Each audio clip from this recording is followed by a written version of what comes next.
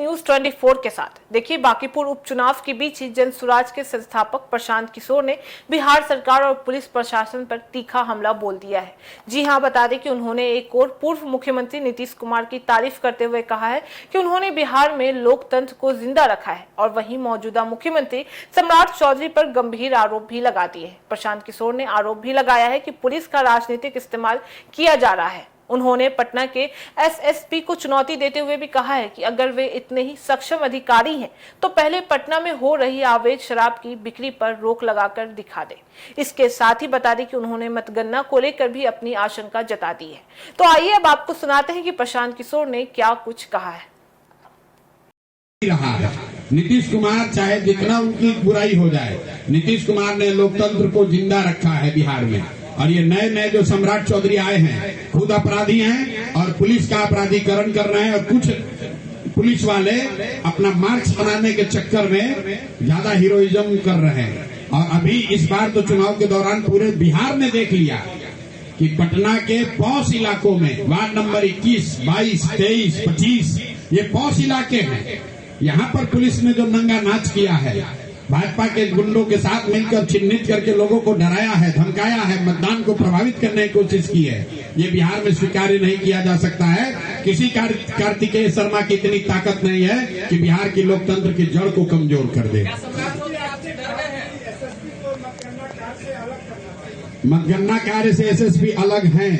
कल हम लोग को आश्वस्त किया है चुनाव आयोग ने कि मतगणना के दौरान अंदर तो ऐसे भी एसएसपी की कोई भूमिका पुलिस की नहीं होती है, लेकिन बाद में जब जनसुराज का डेलीगेशन डीजीपी से मिला तो उन्होंने सुनील कुमार जी जो यहाँ पर वरीय पदाधिकारी हैं उनको बताया है कि उनके निरीक्षण, उनके मार्गदर्शन में ही सब कुछ देखा जाएगा, बाहर की व्यवस्था।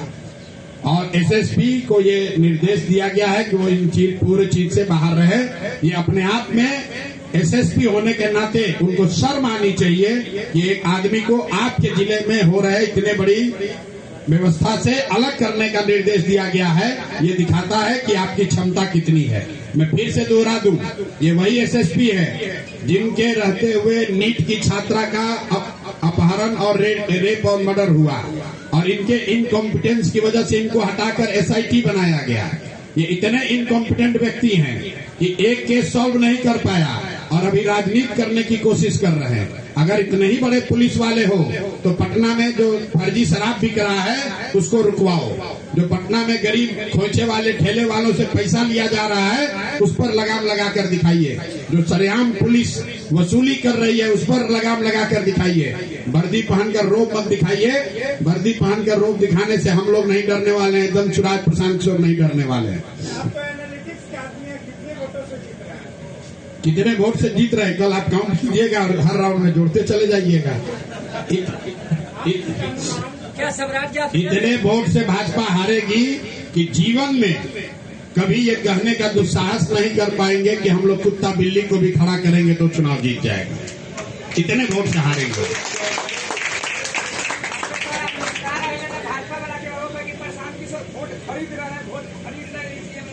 मुस्कुरा रहे, हम नहीं मुस्कुरा रहे तो लोग कहता है कि हार रहे इसलिए मुस्कुरा नहीं रहे। जब मुस्कुरा रहे तो वोट खरीद रहे हैं।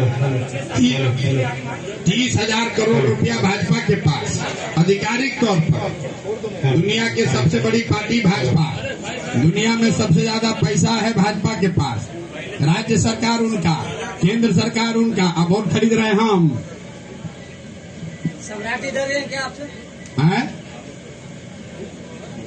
सम्राट जी डर रहे हैं आप? सम्राट जी को डरने की जरूरत कल परिणाम आने के बाद है, क्योंकि हम लोगों ने कहा है कि कल का जो चुनाव है वो सम्राट सरकार पर रेफरेंडम है।